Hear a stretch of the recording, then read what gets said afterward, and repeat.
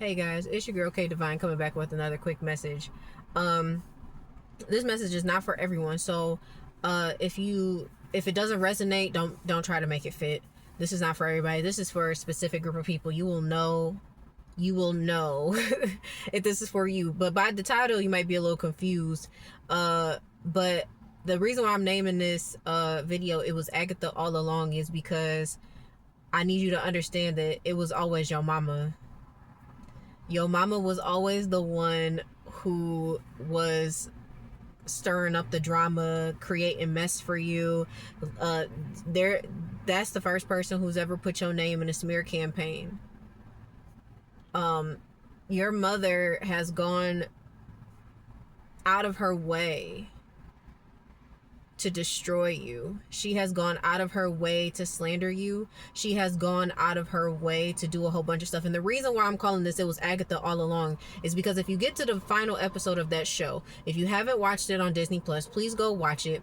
But this is a spoiler. To me, it's not really a spoiler because the show has been out for almost a year. So if you haven't watched it, please go watch it. It's a great show. At the end, so the whole entire season, the characters are all going down the witch's road, and we lose some of the witches along the way. And at the end, we find out in the final episode, we find out that Agatha made up the witch's road, and that the road that they were on was like a personification or like dream that the boy, I can't remember his name at this given moment, the main character, his, like what he thought up essentially to be, and it was like all of the stuff that was like in his room essentially, so but Agatha, it shows like Agatha made up the witch's road. She did it in attempts to steal other witches' power so that she could become more powerful, and in the time where she was stealing their power, she ended up becoming more powerful and killing them all. And the reason why I'm calling this "Was Agatha All Along" is because that's kind of like the revelation that you're coming to at this point. For some of you, it was always your mama started this. And it sucks when you think about it, because it's like, why would my mom want to destroy me like that? Why would my mom want to cause harm for me? Why would my mom want to, like, that's my mama, especially if you're a mother yourself or a father. Like, if you have children and, you love on your kids, you adore your children. And it is very difficult as a parent to look at your child and think to yourself, like, how could someone ever want to destroy their child? How could anyone ever want to, cause harm? Why would anybody want to do that? And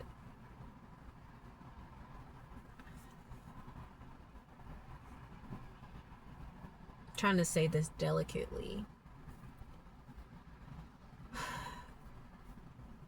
Some people don't deserve children. And unfortunately, we live in a world and in a society where a lot of people be chasing after like status and just frivolous things. Like, there are people who have children not because they absolutely want children, but because they want what kids can bring them. People live vicariously through their kids. Narcissistic parents see their children as extensions of themselves. They don't see them as individuals. So you're never going to, your parents, your narcissistic parents, but more specifically your narcissistic mother, because that's who we're talking about. She's never going to see you as your individual self. That's never gonna happen. Never. She has always seen you as an extension of her, and more than likely, you're the scapegoat child. You're the black sheep, you're the scapegoat. So you have to understand that she agreed from the time that you were very, very young, very little. She agreed with your other family members and whoever whoever has been bullying you all your life. They all came into agreement and said that you would be the person that they would dump all of the family trauma onto. And I know that sounds crazy, but that's essentially what they do. They all get together and basically like, we don't really like this one. This one's really different from us. They're not really like us, so we can just ignore them. They do it on purpose. And even if they don't physically come together and talk about it and say, this child, this is our scapegoat, they collectively energetically do it, and they know it. So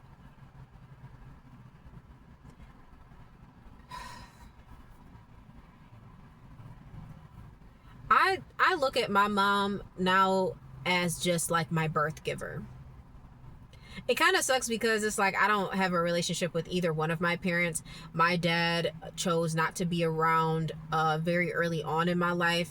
He never really, based on what my mom has said, which I never really got his full side of the story, but at this point I really don't give a damn about how he feels or what he says, because it's like, you could have told me this years ago, but it's like it was clear and evident that he never really wanted me, so because he was never around, because he chose not to be around. And it sucks not having a relationship with both of my parents, but like I said, I look at my mom as like just my birth giver now. Like, I look at her as the portal that the Most High used to birth me into this world. My family was a training ground for me. Had I not endured the level of like neglect that I endured throughout my life, the challenges that I have faced thus far, I may have not survived them, nor would I have learned some of the most valuable lessons I have ever learned in my life. It is unfortunate that my mom has been the source of a lot of strange things that have happened to me. Because I've said this before, I think in maybe my last video, where after I had my daughter, like, people were treating me differently, which people go, once you have a baby, life changes. I just, as a woman, I can't speak on the man part. I don't know about that. But as a mother, once you have a baby, people's attitudes towards you change, and like, you got to be prepared for that. But I was being ignored by people who were more interested in seeing my child, and I was just like, what the hell is going on? Or like, at her church, the pastor's wife had said something to me like, oh, the older sister. I was like, older sister? I was like, I'm not the oldest. I'm the baby of the family. And somehow my mom and my sister have spewed this narrative around that I'm somehow, I don't know. I don't know how they do that, because it's like, if you went on social media and looked up my stuff, you would see what year I was born in. Ask my sister what year she was born in. It's clear that she's older. I mean, people always used to think that I was older than her, but maybe because I was a little bit more mature than her, I guess. In certain ways. I don't know if I looked older than her sometimes. I'm not really sure. I don't know. But my sister is older than me, and somehow, like, my mom wanted her to be the golden child. My mom assumed that my sister was going to be the generational curse breaker. But what the thing about these karmic parents and these karmic families don't understand is that the generational curse breaker is not going to be the one that you picked. It's not going to be the one that you want it to be so badly. Like, I remember growing up how I was often just pushed to the side, and it was always like, oh, Olivia, what are you doing? Oh, what are you doing? That's my sister's name. Like, oh, you're just all about her. No one really cared about what Kayla was doing. And I never felt loved or anything like that. And my mom tried to always push this whole like, oh, well, that's just family. That's just what. No, it's not. That's not it. Families love and support every person in their family. And if you gotta let one go because they just can't act right, then you just gotta let that one go. But you don't just give up on family very easily. You don't just pick on children. That's demonic. Like, that's low. And you gotta understand that, like, Your mother essentially signed a contract with the devil that she was going to destroy you. That's the best way that I can put that, if you want to try to look at it on more like a spiritual aspect. Because, you know, trying to look at it in the flesh, like on the 3D plane, it just really doesn't make sense. You got to look at it spiritually, because really, your mama was always your op, even though she's the one that gave birth to you. And people say like, oh, but mothers, this is why people don't be believing you when you talk about your mom, because a lot of people who have good relationships with their mom can't imagine a mother who doesn't love their children. And that's why I think that in like the justice system, that sometimes narcissistic mothers and abusive mothers get away with doing stuff for longer periods of time than men do, because people inherently don't want to believe that women would treat children poorly, but they do. There are women who treat children very badly, but I will say that a lot of these mothers, they're very covert. A lot of them are covert narcissists. It's not super evident. Like, one thing my mom has done to me my entire life is dog whistle me. And dog whistling, because you know how a dog whistle, like, to the human ears, we can't hear it, but a dog can. And so in an aspect like that, your mother may come at one of your insecurities and say it in a certain way that people around you don't catch on to it, but you know exactly what she's doing. I'll use an example, a personal experience from me. My daughter's first birthday, we had it at an Ichiban in Ann Arbor. And when I got my hair locked, my mom didn't like it, which that was her business. I liked it, and I like my hair locked, and I'm probably going to keep it locked forever, as far as I'm concerned. And my granny, when she didn't like something, she would say, well, if you like it. And that's what my mom said to me when I got my hair done. And I was like, wow. And I mean, you know, locks in their infancy, 12:22 on my timer, in locks in their infancy, when you're in the baby lock stage, like they call it the ugly stage, but it's like your hair is just, you know, it's forming, it's coiling. So everybody may not like it. They may think you look silly or whatever. And I mean, I don't have the pictures of my baby locks anymore, but I liked my hair. I really did. I loved it. I still love my hair, even though I haven't been able to get it done recently. I love my locks. I love them. And I don't plan on changing that anytime soon. And one of my ex's cousins, she had recently gotten her hair locked, but she took them down soon after that. But she had started her lock journey. And when she came into the restaurant and she was with her mom and they were talking, doing something else, my mom leaned over to me and she was like, her hair's really pretty. I really like her hair. And it's like, and I was like, yep, it's pretty. That's a dog whistle. It's like, she couldn't compliment me when my hair looked like that, but she would do it to someone else that she don't even know and tell me in my ear to make me feel insecure about my hair. And just insecure, period. And that's what a lot of y'all mamas do. A lot of y'all mamas love to make you insecure. Like, say that you may have struggled with your weight most of your life and you've been working on it, trying to find your rhythm, trying to find what foods and stuff, what workout routines work for you. And maybe you just thick. So what? And they love to call you a fat bitch all the time, but subtly. Like, oh, are you sure you're going to eat all of that? Are you sure you really need another plate? Your jeans are looking a little tight there. You know, shit like that. Look like you put on a little bit of weight. Like, I remember when I was pregnant and like my mom and my sister were so mean to me. They're like, I had on a shirt that, you know, it was a Sailor Moon shirt or whatever. And they were like, oh, that shirt is screaming. And it's just like, what? Like, they always picked on me for no reason. I've always been a sensitive person. I cry a lot. That's just how I release my emotions. Y'all have seen me cry on the channel before. I don't give a damn. I don't feel no types of way about crying on camera because that's just who I am as a person. That's just who I am. And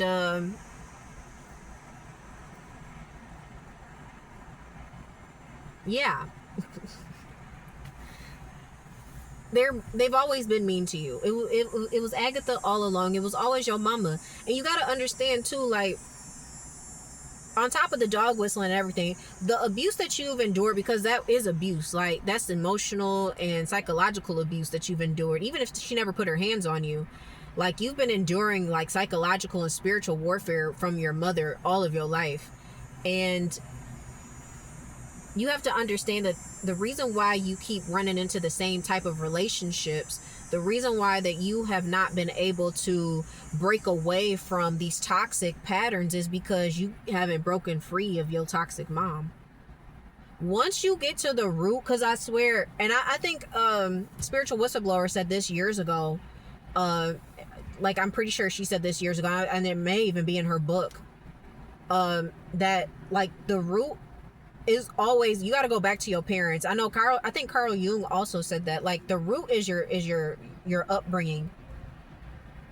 Like, that's where the insecurities start. Like, you didn't one day just wake up and start being insecure about the way you look. You didn't just wake up one day and start being insecure about the way you walk or the way you talk, or, you're self-conscious or you're shy. And, like, you didn't just become shy out of nowhere. Like, you were forced to be that way. And I'll say this, like, growing up, I remember being shy, and it's like I never understood why I was shy, but now I do. It's like I always felt like I was always doing something wrong. Like, my mom always was trying to correct me, like I just could never please her. I could never do right. And then she married some shitty man who didn't help with that either. He was just as bad, if not worse, at times. And then, my sister, who, narcissistic parents pit the siblings against each other. So you may not even have relationships with your siblings anymore because your narcissistic mom has caused tension in those relationships and strain. Because if any bond in this world should be super strong, it should be the bond between siblings. Period. Siblings relationship should be one of the strongest bonds that we have. And it's sad for me to say that I don't have that either. I don't have a relationship with my sister either. She's taken the side of my mother, and they can all go down together as far as I'm concerned. They can all fall in the pit that they dug for me, and I'm not helping them climb back out of that. So it all started with your mom. She did not love you properly. She did not take care of you properly. And a lot of covert narcissistic parents believe, and I'll just say narcissistic parents in general, a lot of narcissistic parents believe that just because they provide food, water, and shelter for you, that they should get a pat on the back. Like that, well, I provide food for you. That's because you're supposed to. If you choose to have children, you are choosing to properly take care of them. And those are the basics. You can argue with me if you want, but I don't think that parents need a fucking prize for providing food, water, and shelter for their children, because they should do those things for their kids. Now, as far as providing a certain lifestyle, that's up to you and how you feel about that. I don't believe in spoiling children. Like, I don't believe in just giving them whatever they want whenever they want it. That when they're older, not babies. I don't believe in that. Oh, if you hold the baby too much, you're gonna spoil them. That's the dumbest shit I've ever heard. You can argue with me in the comments if you want to, but I don't believe that. I don't believe that sentiment at all. I don't believe that at all. So I'm sorry. It's like cars that be rolling up and distracting me. But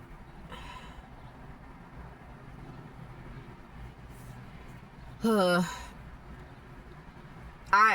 hate to be the one to tell you if you haven't done this already. I hate to be the one to tell you. You're gonna have to let that bitch go. You're gonna have to let that bitch go. And you're gonna be sad and you're gonna cry about it, but I promise you, later on you'll feel okay. Because yes, it does, it hurts. It hurts a lot. But you're never going to convince that person to love you. She's never going to love you. She's never going to like you. I don't care if you become the richest person in the world, she'll never be satisfied. She'll definitely use you for clout. You know, when you do have certain successes, they love to go and brag about, oh yeah, look at my child, this. But as soon as you make a mistake, they gonna talk shit about you, whether you up or whether you down. They gonna slander you and say, oh well, they're not taking care of me properly. You could be giving you could be one of those kids that gives their parents an allowance, or is somehow being helpful with a sick parent or something, and they will go spend that money on something that they shouldn't be spending it on, and then go and tell their friends and their family, oh well, my daughter's not helping me, they never cared about me, while you're doing everything that you can for them. That's the type of shit I'm talking about. Or you could be trying to have a relationship with them, like you just want to talk to them more, but every time you come around they act like they're so uninterested in whatever it is you got going on. You're just like, am I bothering you? Like, what's up? What's tea? And they're just like, oh no, I'm just tired. Like, I remember trying to tell my mom stuff on the phone and her just not giving a fuck, like zero fucks given about what I was talking about. And it was just like, what am I speaking for? Why are we on the phone? Wasting my time. I remember I was like distraught over something and she just was like, Kayla. Like, I'm just like, damn, like if I can't come to you when I'm having a hard time, like who else can I talk to? You should be able to go to your mom when you're having a rough time, because sometimes you just want your mom. And I realized that. I was like, I always just wanted my mom, and I could never have that. And I never will. I may be able to find a mother figure in my life, but it's never going to be the same as having a real mom in my life that actually cares about me. It's never going to be that, because I never had it. And I just realized, like, I got to be that for my baby so that she can be that for her potential children if she chooses to have them. I got to show her how to be a real mama so that she can grow up and know. And like today, I was even having I was just mentally I've been having such weird sleep and I'm in pain and I'm struggling a little bit today. And my baby just woke up on 10, just mommy this, mommy, I'm hungry, mommy. And I was just getting irritated really quickly because I just wanted to breathe a little bit and just try to reconfigure my brain. And especially as an autistic mom, sometimes it's hard to regulate myself. And I didn't scream at her, but I did raise my voice a little bit at her this morning. And when I went into the bathroom and I was in there for a few minutes and I was getting myself together, and I just was like, I need to go apologize to her. And I just went out and I gave her a hug and I apologized. I told her mommy was wrong. Mommy's having a rough time and you don't deserve to have that taken out on you. And the day got better. And that's the type of mom I want to continue to be, because it's there's no such thing as a perfect parent. No parent has ever gotten it right completely. That's just not real. We all are human. We all have our moments. Our kids do annoy us, and sometimes we be going through our own shit. I've been going through a lot lately, and trying to be the best mom throughout all of that has been very, very difficult. But I have done nothing but my damnedest to try to be there for her, period, and try to show her no matter what mommy's going through, mommy's always gonna love you and be here for you. We sat down and we read for a while. We watched some shows together. We had lunch together. So I try to do those things, to keep that bond of us together. But it's I know my mama never did that shit for me. My mama would never apologize. She would be mad over something and then try to take it out on me for no reason. And it's she'll never really, and it's even if your parent does apologize to you, it's not real. They just saying that so that you'll shut the fuck up and so that they can move on, so they can continue to abuse you. This shit crazy, man. It was Agatha all along. It was always made up. All those stories about you, all of the slander, the lies. Your mom was telling your friends' mom's stuff since you were a kid, and they were telling your friends about it. So then your friends was telling your other friends about, like, well, her mom told my mom this, and that, and they was always whispering about you. They was always talking shit about you, and it was always an inside joke. Everybody has always had this idea of who you are based on what this bitch has been saying about you. And the longer that you stay connected to her, the worse shit's gonna be for you. The more she's a fucking blessing blocker. Like, if cock blocker was a person, that's basically what she is. She's a blessing blocker. She doesn't want anybody to like you. She doesn't want anybody to see you for your true gifts. She's jealous of you. She's jealous of how talented you are. She's jealous of how handsome or how beautiful you are. Especially if you're a woman, your mom is probably very jealous of how beautiful you are inside and out. I remember growing up, like, my mom, like, I would pick out like a color of like lip gloss or lipstick or something. And I have one of those skin tones where I could wear almost just about any color and it looks pretty decent on my skin. There's very few colors that I just were like, ugh. But I remember I picked out a pink-ish color, like a really, like, a pink color, like a light pink. And my mom, who did Mary Kay at the time, was like, that's not gonna look good on you. But it's because she's a little bit darker than me and it didn't look good on her, so she assumed it wouldn't look good on me. I put it on and it looked great. And she was mad at me because it looked good on my skin. It's just little petty shit like that. It's like they just hate you because of who you are. And you didn't do anything. And you would think that, a person would be like, wow, I birthed this amazing person. I birthed this beautiful human being. You would think that they would think that, but no, they just think like, how can I destroy them? They can't be better than me. Even though your mom never did the things that she needed to do to apply herself so that she could be better.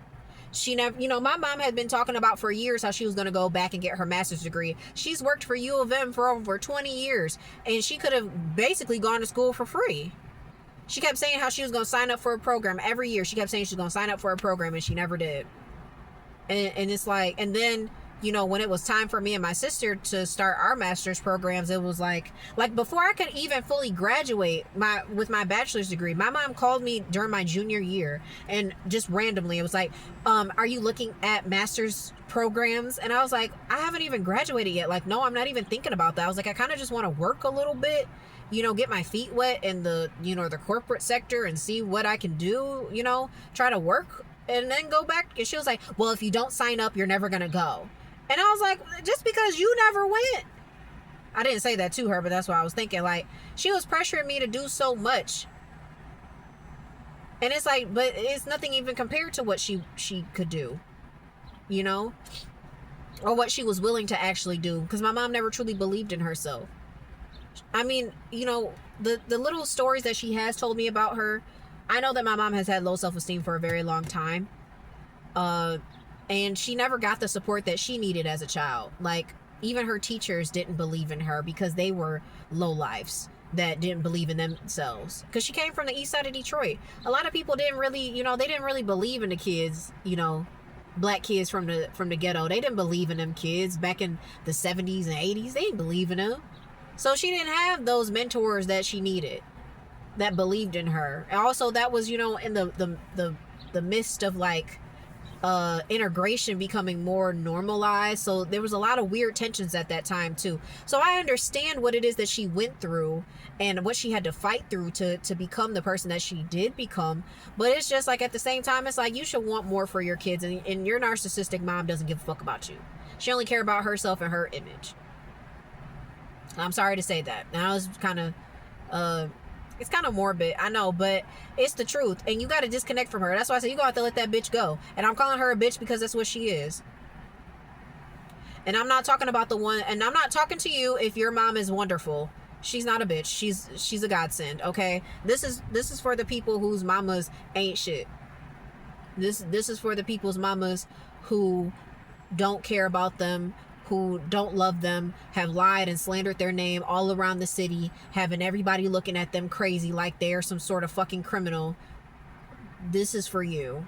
You're not a criminal. You're not a bad person. You just have a shit parent. You have a shit mom who can't live her own life she got to try to destroy everybody else's. She probably got a whole slew of other mental health issues, always has, and she's gonna die alone in her sorrows, wondering where she went wrong with you, because she's gonna lose access to you, and she never thought that that was going to happen. She thought she was gonna be able to drag you to hell with her. Don't go with her.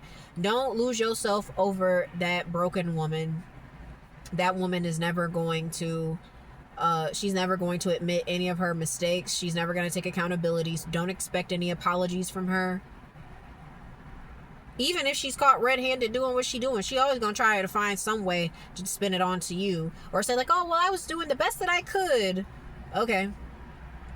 That doesn't negate the fact that my feelings were hurt. Doesn't negate the fact that you made me feel like shit every day. But it's going to be okay. You're going to have to let her go. And you'll be better off. I'm really sorry to have to tell people that. And I'm kind of being monotone and kind of like straight-faced about it, because I can't really put no emotion behind it, because it's like, that's just the way it is, unfortunately. Letting go of family members is hard, but when it's your mama, yeah, it's hard. But she's selfish. Look at her. She's selfish. She doesn't even care about how you feel.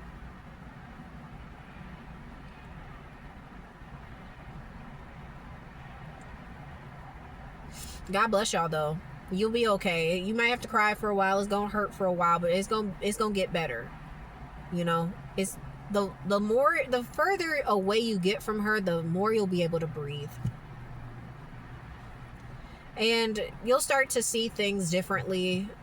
And you'll stop seeing her so much as your mother and just as a really, really broken person that just so happened to give birth to you.